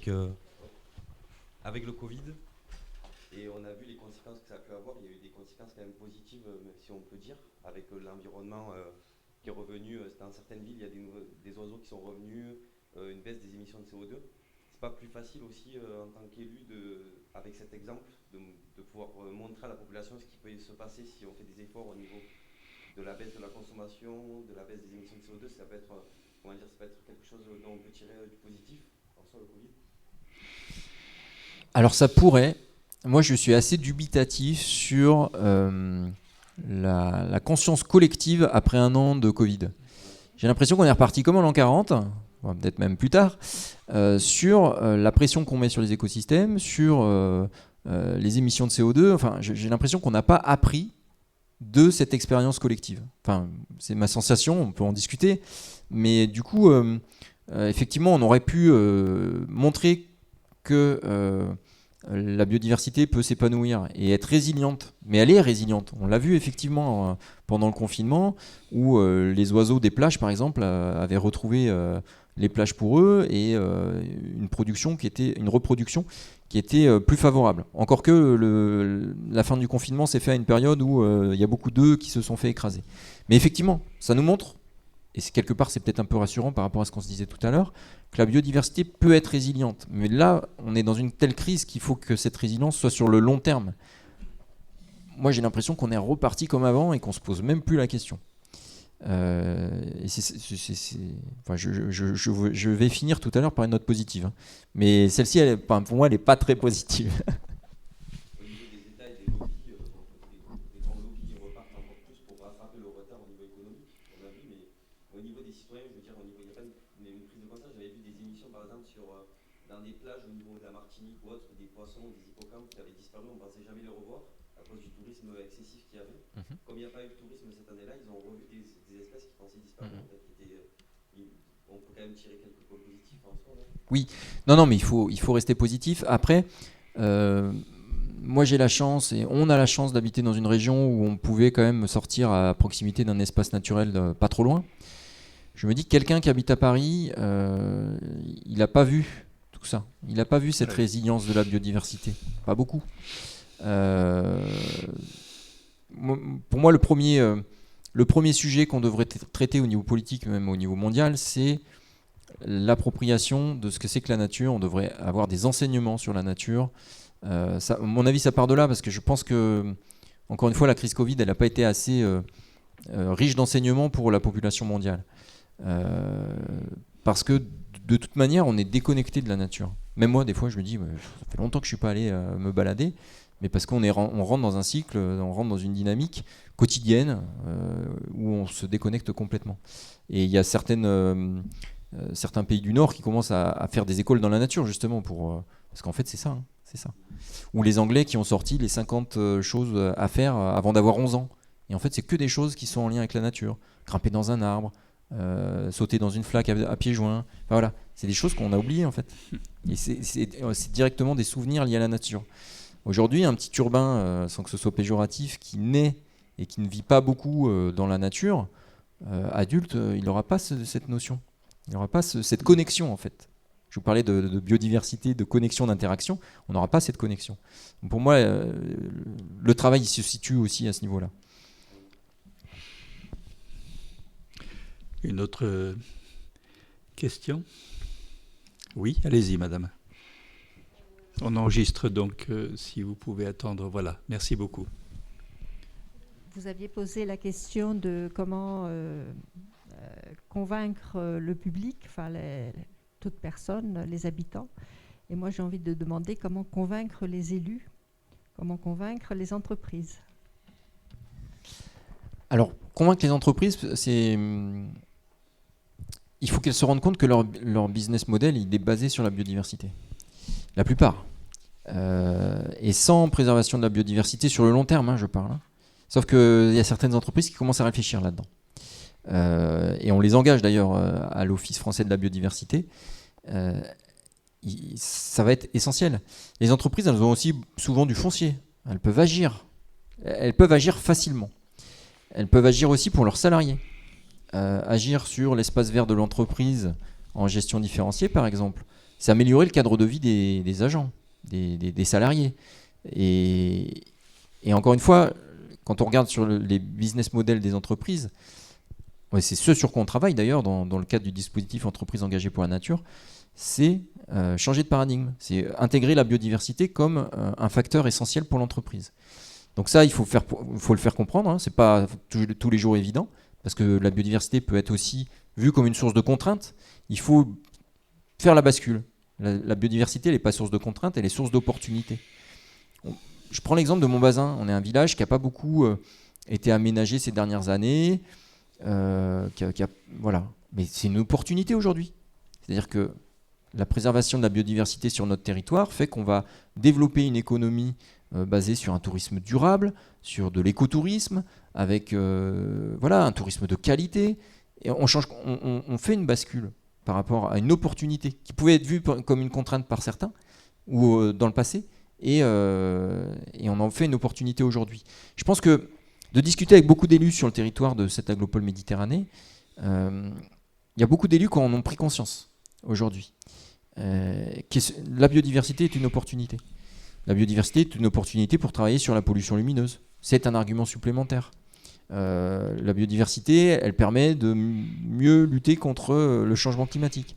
Voilà. Et c'est des discours qui commencent à prendre. Mais pour moi, c'est aussi au niveau national que ça doit se jouer. On est très clair. En termes politiques, si on veut que ça percole après dans les territoires. Est-ce que, vis-à-vis des élus, est-ce qu'il ne faudrait pas, vous avez indiqué tout à l'heure cette initiative anglaise, là, les 50 choses qu'il faut faire avant 11 ans, on ne devrait pas aussi travailler sur les 50 choses qu'un élu devrait avoir déjà fait en termes de nature, de biodiversité, de curiosité, etc., avant d'être élu ? Mais même pour chaque citoyen. C'est parce qu'à un moment donné, un citoyen va être chef d'entreprise. Et c'est pour ça que tout à l'heure, je parlais de l'éducation à la nature, à la biodiversité. Ça devrait être dans les programmes scolaires. Je ne comprends pas aujourd'hui pourquoi ça ne l'est pas. Parce que derrière, on forme tous les futurs élus, tous les futurs chefs d'entreprise. Et d'être connecté à la nature, il n'y a rien de tel pour être sensibilisé à la préservation de la biodiversité. Et ce que je vous disais sur les élus, c'est aussi, ça rejoint ce que je disais aussi sur le plan de gestion différenciée des espaces verts tout à l'heure. Il faut communiquer aussi auprès des élus en permanence. Avec Paul Amouroux, ici présent, on travaille beaucoup sur les enjeux biodiversité à Montbazin, mais il faut aussi les expliquer à nos collègues élus. Parce qu'on n'a pas tous le même niveau d'appropriation des enjeux, on n'a pas tous la même connaissance, et il ne faut pas oublier de communiquer. Et on se l'est dit récemment, tiens, à l'Atlas de la biodiversité communale des Garrigues, il faut présenter le projet à l'ensemble des élus, embarquer, créer une dynamique autour de ça, impliquer les associations du territoire, ça aussi c'est important. Voilà, c'est créer de l'émulation et du dynamisme. Et des fois on a tendance à trop rester sur nos projets. Il faut toujours penser communication, sensibilisation, même auprès des élus, des équipes engagées. Une question qui revient sur la problématique plus mondiale ou territoriale. On a en matière d'énergie et en matière de climat, on a des indicateurs finalement relativement simples, c'est-à-dire qu'on sait agréger la quantité d'énergie renouvelable par exemple, ou la quantité de consommation, ça c'est des additions de kilowattheures. Sur le climat, on additionne des tonnes de carbone, etc., etc. Sur la biodiversité, ça paraît extraordinairement compliqué, voire même impossible d'avoir un indicateur mondial du style des 2,4 degrés dont vous avez parlé tout à l'heure, par exemple. Est-ce que là, on n'a pas une énorme difficulté parce que il peut y avoir quelques indicateurs partiels, mais finalement, si on a simplement une vue partielle, c'est antinomique par rapport à la vision systémique que vous évoquiez tout à l'heure. Comment résoudre cette équation ? Je ne sais pas si on a la réponse à ça. On va être très clair. La biodiversité, c'est multifactoriel en termes d'impact, d'érosion, etc. Et c'est difficile de sortir, je ne sais pas, une empreinte biodiversité. Alors je sais que certains se sont penchés sur le sujet. On peut parler d'empreinte biodiversité pour des entreprises, par exemple. Mais on ne prendra pas tout en compte quand on parle de ça. On parlera de l'empreinte biodiversité de l'entreprise en fonction de ses interactions, de ses matières premières, etc. Avoir des indicateurs à l'échelle mondiale, c'est très compliqué parce que on ne sait pas tout sur la biodiversité. D'ailleurs, on l'a dit lors de la première conférence à Montbazin, c'est difficile de savoir comment ça fonctionne, encore aujourd'hui. Même les écosystèmes les plus connus, on ne sait pas tout. On découvre encore des espèces en France tous les jours. Donc, on ne connaît pas toutes les interactions. Or, la biodiversité est interaction. Donc, on ne comprend pas tout comment ça peut fonctionner. On s'améliore hein, au fur et à mesure. On commence à mieux comprendre les choses. Mais il y a encore quelques facteurs qui nous échappent. Et du coup, par voie de conséquence, c'est plus difficile de déterminer un indicateur. Je vous prends juste un exemple. Alors, ce n'est pas directement lié à la biodiversité, encore que l'indicateur d'artificialisation du territoire. Ça fait quelques années que tout le monde planche dessus pour savoir qu'est-ce que ça veut dire. Est-ce qu'on y introduit les espaces agricoles intensifs? Est-ce qu'on y met les espaces verts des communes? Est-ce que ça, c'est Parce que quand on parle d'espace naturel, est-ce qu'un espace vert peut être considéré comme un espace naturel? En fonction de avec qui vous discutez, même un écologue et un autre écologue, ils vont peut-être même pas être d'accord. Donc on est sur des difficultés comme ça, d'ordre sémantique, qui sont parfois alimentées par les lobbies, hein, faut pas se cacher, pour perdre du temps. Mais pour l'instant, effectivement, à part les listes rouges de l'UICN qui nous détaillent, et là aussi c'est un peu négatif, les espèces menacées dans le monde, on n'a pas d'indicateurs globaux quoi. Est-ce que on a un indicateur quand même global, alors qui n'est pas uniquement sur la biodiversité, je pense qu'il en prend quand même une petite partie, c'est celui du jour du dépassement. Le jour du dépassement, c'est le jour où on calcule en quelque sorte le moment où sur l'ensemble de la planète, on a dépassé finalement ce qui relève de la reconstitution naturelle des flux, de l'énergie, etc. etc. Ce jour du dépassement, c'est dans quelques jours, là, dans 4-5 jours. C'est le 29 juillet. Ça s'est encore rapproché. C'était en août la dernière fois, non? Oui, alors ce qui s'est passé, pour revenir d'ailleurs à la question sur le Covid, c'est que on a l'année dernière, mondialement, au niveau du Covid, on a reculé le jour des dépassements de presque 3 semaines. Et une information vient d'être donnée par les gens qui calculent le dépassement. C'est bon, ça va, on est de nouveau au 29 juillet. On a reperdu en quelque sorte tout ce que, entre guillemets, le Covid nous avait fait gagner sur le délai de dépassement. Est-ce que, quand même, en termes de biodiversité et vis-à-vis de l'information, de la communication simple, on a besoin de thermomètre quand même quelque part. Et je pense que j'ai bien compris que c'était extraordinairement difficile sur la biodiversité. C'est d'ailleurs lié à la complexité systémique dont vous avez parlé. Quand même, est-ce que là, on n'aurait pas quelque chose à trouver ? Mais c'est là où un des thermomètres, ça peut être la liste rouge des espèces menacées, parce que ça évolue, ça évolue dans le sens négatif, mais c'est un des thermomètres.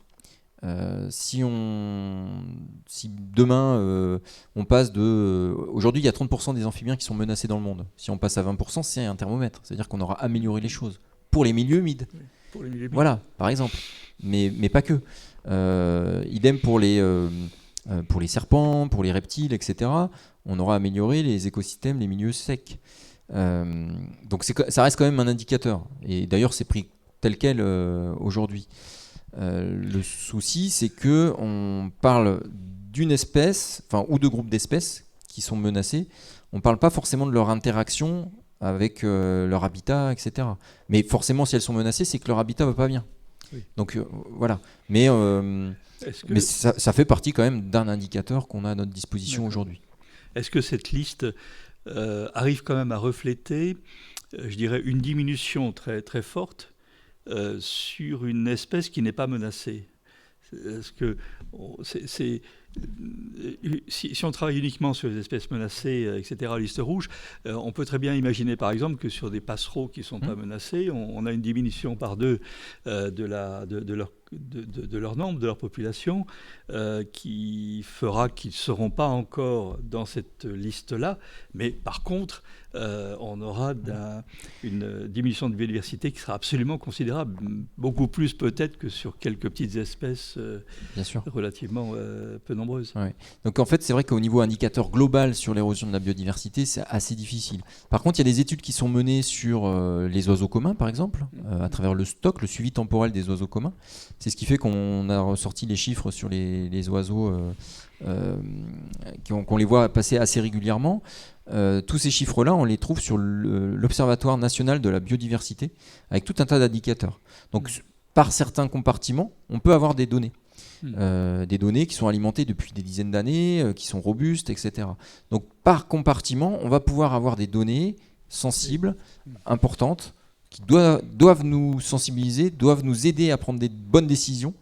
Et c'est le cas, par exemple, là j'ai encore vu une étude récemment sur les moineaux domestiques qui sont en net recul, ce qui n'est pas censé nous rassurer parce que c'est quand même des oiseaux qui sont adaptés aux conditions humaines. Donc on a, mais on va les avoir par type par groupe d'espèces, ou voilà. On n'aura pas un indicateur global. Enfin, j'en ai pas vu encore. D'accord. Merci. Oui, madame. Pardon, excusez-moi, avec le masque. Ça m'arrive. Non, mais avec le masque en plus, c'est compliqué. Je ne sais pas si ça fonctionne bien. Ce que je me disais, c'était que si en fait, avec le Covid, qui a été une crise mondiale, on a réussi pendant un an à améliorer un peu tout ce qui était au niveau biodiversité, mais que juste après, justement, ça s'est redétérioré, qu'est-ce qu'il faudrait en fait pour que ça reste durable, en fait?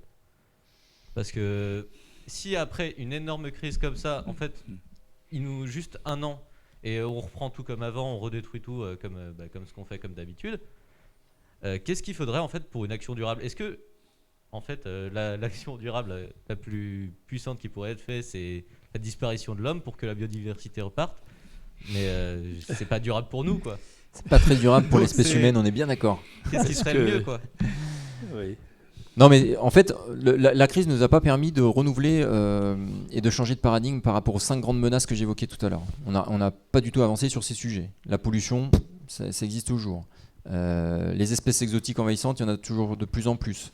Il y a certains pays qui commencent vraiment à s'intéresser au sujet et qui font vraiment un blocage aux frontières avec des analyses, etc. Donc il y a certains pays qui commencent à s'y intéresser quand même fortement parce que ça menace leur biodiversité locale, ça menace le tourisme derrière, l'économie. Sur les autres menaces comme le changement climatique, bon, ça on n'y peut pas grand chose. Enfin si, on y peut, mais pour l'instant l'emballement est tel qu'on aura quand même une élévation des températures. Et pour moi, là où on peut peut-être le plus agir, c'est sur l'aménagement du territoire. Faut qu'on arrête d'artificialiser aujourd'hui pour avoir des territoires résilients. On sait très bien que les écosystèmes vont avoir du mal à s'adapter. Donc si on ne permet pas en plus aux écosystèmes de s'adapter et qu'on continue l'artificialisation, ça va être très compliqué. En plus, cette artificialisation, on l'a vu, ça fragmente les territoires. Quand on voit les projections à 2050 du nombre de routes supplémentaires en Europe et dans le monde, ne regardez pas cette étude d'ailleurs. Voilà, donc effectivement, le Covid montre qu'on n'a pas évolué sur ces notions-là. Il faut vraiment des changements de paradigme sur les politiques d'aménagement du territoire, sur la pollution. Avant, le crottin de cheval, il se dégradait en quelques jours, quelques semaines. Aujourd'hui, le crottin de cheval dans un espace naturel, il met 1 an. Parce qu'il y a des antiparasitaires qui flinguent toutes les communautés d'insectes aussi, et ça, on n'en parle jamais. Donc il faut changer, ça existe, il y a des gens qui commencent à s'intéresser à l'homéopathie. Alors tout n'est peut-être pas bon, je sais pas, je suis mal placé pour juger. Mais en biodynamie, il y a déjà des choses qui se font, en agriculture biologique aussi, donc pour limiter les traitements. Et puis si on doit traiter les bêtes, il faut les traiter toujours au même endroit. Voilà, on sanctuarise une parcelle, on sait que là on fera toujours les traitements. Mais par contre, les bêtes qui sont en bonne santé, donc on va les mettre ailleurs. Donc les antiparasitaires seront concentrés. Tout est question, enfin tout est question, non, mais il faut penser planification quand on fait les choses. Et dans l'agriculture, c'est pareil. Mais je voudrais pas aller dans votre sens parce que sinon on va finir dans un dans un aspect un peu trop négatif des choses. Il est possible d'agir, mais effectivement il nous reste peu de temps et il faut le faire j'espère que je vous ai transmis ça dans la présentation, en défendant toujours une vision intégrée. On ne pourra pas agir sur la biodiversité sans sensibiliser les non-convaincus. Et je rejoins ce que vous disiez tout à l'heure, les non-convaincus, il faut aller les chercher. Parce que là, je pense que ce soir, on est un peu entre convaincus. Il faut aller auprès des non-convaincus, des gens qui ne s'intéressent pas au sujet. Ils ne s'intéressent pas au sujet peut-être parce qu'ils n'ont pas été connectés à la nature quand ils étaient enfants. Et par contre, il n'est jamais trop tard pour agir. Moi, des discours qui disent que l'éducation à l'environnement, c'est que pour les enfants, c'est la génération future qui défendra la suivante, enfin qui nous permettra de survivre, ça je les entends plus, ça fait 40 ou 50 ans qu'on le dit. Arrêtons avec ça, il faut sensibiliser les enfants, c'est indéniable, il faut aussi sensibiliser les adultes, c'est primordial. Et ça on le dit pas assez. Parce qu'un enfant qui rentre d'une sortie nature, il rentre chez lui, ses parents n'en ont rien à faire, ben il va passer à autre chose, il va passer à un autre sujet. Sauf s'il est très, très motivé. Mais l'éducation aussi, enfin, pour moi c'est fondamental dans les changements à venir. Mais l'éducation, c'est pas que les enfants. Et, enfin, j'insiste. Dans ce qu'on fait, il faut toujours se poser, mais on le constate dans nos actions politiques à Montbazin. Des fois, on a tendance à vouloir aller peut-être un peu vite. Prenons le temps de l'appropriation, de la sensibilisation, de la communication. C'est la clé du succès. Une fois qu'on aura fait ça, ce sera plus facile. Il y aura toujours des mécontents, hein, mais c'est essentiel. Prenons le temps, mais en même temps, il faut agir vite. Et donc là, on est sur une formidable contradiction, y compris avec par rapport à la démocratie, par rapport à l'ensemble de l'appropriation citoyenne. Alors ça fera peut-être l'objet d'autres éco-dialogues, parce que là, c'est un champ tout à fait important à ouvrir. Merci infiniment, Aurélien, d'être venu, de nous avoir éclairé sur la biodiversité. Merci Thierry, merci au festival. Oui. Je pense que le rôle des élus est très très important. Pardon. Et donc, sur le problème de l'artificialisation des sols, il y a des règles, des compensations qui doivent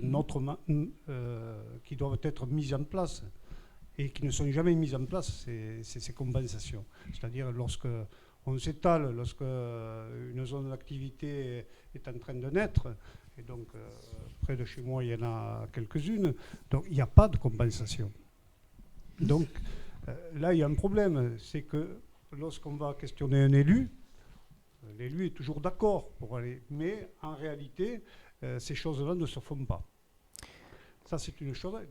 Deuxième point, pourquoi ? Bon, donc, puisque peut-être que les élus, disons, de terrain, des élus type maire, n'ont pas les moyens.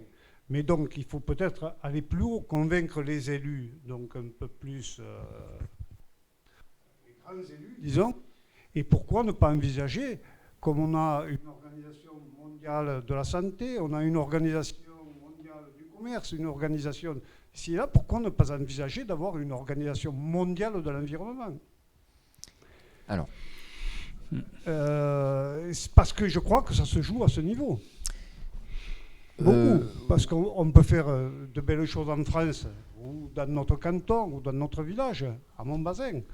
Mais je crois qu'aujourd'hui, il faut regarder les choses peut-être aussi à un autre niveau. Non, mais il faut que tous les niveaux soient impliqués. Enfin, moi, je suis persuadé de ça. Pour votre question initiale sur les mesures compensatoires, on parle du triptyque éviter, réduire, compenser. Quand on a un projet d'aménagement, il faut d'abord réfléchir à éviter le projet s'il impacte les milieux naturels. Ensuite, on va réfléchir à le réduire, ce projet, pour qu'il impacte un minimum. Et puis, en fin de compte, quand le projet doit se faire, il faut compenser. C'est-à-dire que la compensation des parcelles naturelles qui ont été artificialisées, par exemple, doit se faire. Alors, cette compensation, elle ne se fait pas forcément sur site, elle ne se fait pas forcément dans la ville où vous êtes, elle peut se faire ailleurs sur le territoire. Nous, on a le cas à Montbazin où on a des mesures compensatoires qui sont faites sur des projets qui sont réalisés ailleurs. Donc peut-être que vous n'avez pas le constaté chez vous, mais par contre, il y a obligation, aujourd'hui c'est comme une obligation légale, de compenser les atteintes aux écosystèmes. Le sujet sur ce qu'on peut faire en tant qu'élu, sur l'artificialisation du territoire. On peut, et même notre président de la République, c'est lui qui a lancé ce concept de zéro artificialisation nette à l'horizon 2050. C'est ambitieux. C'est une préconisation, c'est pas une obligation. Pour l'instant, c'est pas une obligation. Pas encore. À Montbazin, on a lancé, dans le cadre de la révision du PLU, on souhaite aller vers le zéro artificialisation nette, mais pas en 2050, avant. C'est une ambition politique, il faut l'assumer aussi, parce que ça veut dire que ça implique plein de choses derrière. Le zéro artificialisation nette, ça implique qu'on va vraiment, pour tout projet, penser à désartificialiser aussi, à désimperméabiliser. Après, ça dépend de ce qu'on met en termes de définition de l'artificialisation. Après, c'est des débats d'experts, etc. Mais à minima, on se doit de désartificialiser dès qu'on peut. Et si on a un projet, penser à avoir un coefficient. D'ailleurs, on va l'inscrire dans le plus. C'était un engagement de campagne, un coefficient de pleine terre pour avoir tant de pourcents, 30-35% de pleine terre sur un projet d'aménagement. Pour limiter l'artificialisation. Donc les choses, elles sont possibles. Il y a beaucoup de collectivités qui initient des choses. Et effectivement, au niveau mondial, ça irait plus vite. Je suis d'accord avec vous. Il faut des décideurs, il faut des prises de décision politiques à haut niveau. Néanmoins, la politique de la trame verte et bleue que je vous ai exposée tout à l'heure, elle vient de collectivités. C'est une politique qui émane du terrain, qui émane des régions. Et des régions qui étaient très artificialisées, comme la région Rhône-Alpes, artificialisation en fond de vallée, la région Alsace et la région désormais Hauts-de-France, mais le nord de la France est très urbanisé. Et bien ces régions, c'est elles qui ont initié une dynamique de trame verte et bleue, de préservation des réservoirs de biodiversité, des corridors écologiques, parce qu'elles se sont rendues compte que ça ne pouvait plus continuer. Donc cette idée émane du terrain et a été reprise au niveau national et déployée. Souvent, les villages s'engagent. Mon village s'est engagé sur la restauration de la ripisylve, mais cette ripisylve, si elle se fait qu'aux limites du village, elle ne sert pas à grand-chose. J'habite au bord de l'Hérault, donc mon village pratique cette politique, mais en amont et en aval, cette politique n'est pas pratiquée. Donc là aussi, il faut arriver à convaincre de l'utiliser, alors que tout le monde nous dit la ripisylve c'est très très important pour la trame verte, notamment la trame bleue surtout, mais rien ne se fait donc en amont, en aval, parce que voilà, là le politique ne suit pas. C'est pour ça qu'il faut avoir une vision intégrée des enjeux. Moi, j'insiste tout le temps là-dessus. D'ailleurs, ça ferait sourire pas mal de mes collègues parce qu'ils m'en entendent parler quasiment toute la journée. Il faut défendre une vision intégrée, il faut défendre une vision au-delà du territoire. C'est pour ça que nous, on a lancé l'ABC des Garrigues, mais pas que à Montbazin. Enfin, nous, ça ne nous semblait pas logique de faire ça. D'impliquer Poussan, d'impliquer Villeveyrac, parce qu'on a les mêmes caractéristiques de la garrigue. Une garrigue qui est très riche au niveau biodiversité, on n'en parle pas assez. Donc il faut sortir des limites de nos territoires, il faut sortir de nos limites. Et l'exemple que vous citez est caractéristique. Il faut réfléchir à la gestion d'un cours d'eau sur l'ensemble du bassin versant, mais ça existe. Il y a quand même des schémas d'aménagement et de gestion des eaux qui existent et sur lesquels il faut être vigilant, justement sur les notions de continuité écologique. Les choses, elles existent, il faut les renforcer. Il faut sortir des visions, j'allais dire un peu passéistes de la politique locale. Il faut aller au-delà.